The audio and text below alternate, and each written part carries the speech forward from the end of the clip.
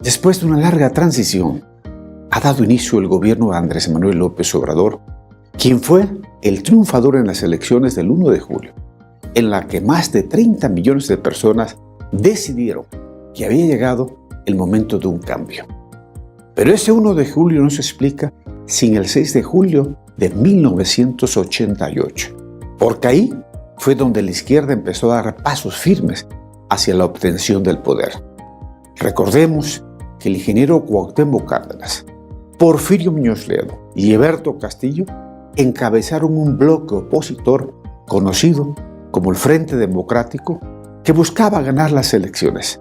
Sin embargo, dicha elección fue robada y todos conocemos el desenlace. Es ahí cuando nace el movimiento de izquierda que, después de recorrer un largo y sinuoso camino, por fin y de manera pacífica, ha tomado posesión del gobierno de nuestro país. López Obrador asumió la presidencia en una ceremonia cargada de simbolismo y paradojas.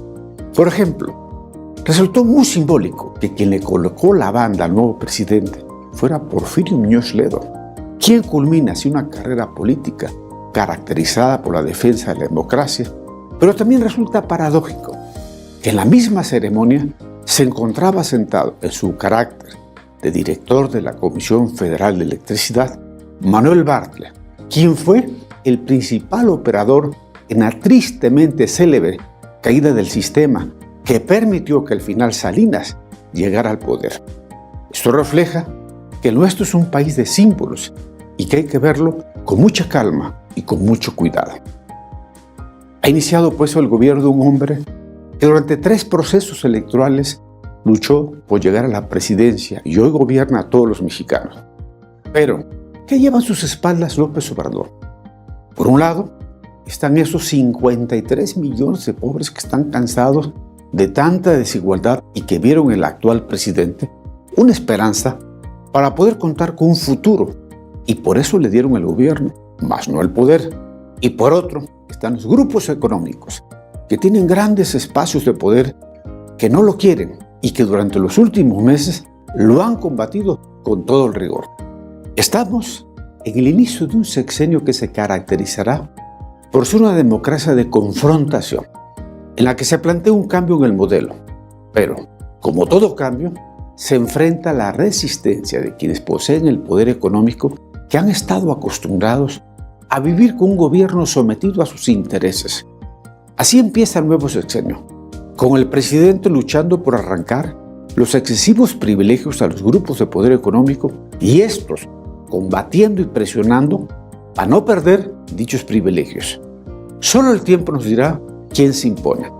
Pero si López Obrador logra que 10 millones de pobres tuvieran acceso a vivienda, salud, educación y empleo, es decir, se convirtieran en clase media, eso sería una magnífica noticia, no solo para esos 10 millones de mexicanos, sino para todo el país, incluidos los ricos, pues verían cómo se abriría el mercado interno al haber más vendedores y más compradores, lo que significa que se estaría creando riqueza, que es la única manera de combatir la pobreza y la desigualdad.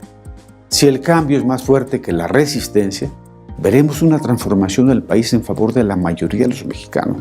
Pero si la resistencia resulta más fuerte que el cambio, entonces veremos el fracaso de la izquierda y la condena a perpetuar la miseria en los más de 53 millones de personas que verán castrado su futuro. En conclusión, estamos ante la gran oportunidad de la izquierda mexicana para rescatar a México de la desigualdad y de la pobreza en la que se encuentra.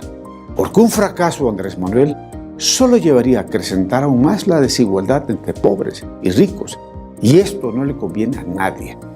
México necesita ser un país moderno, pero sobre todo necesita con urgencia ser menos desigual.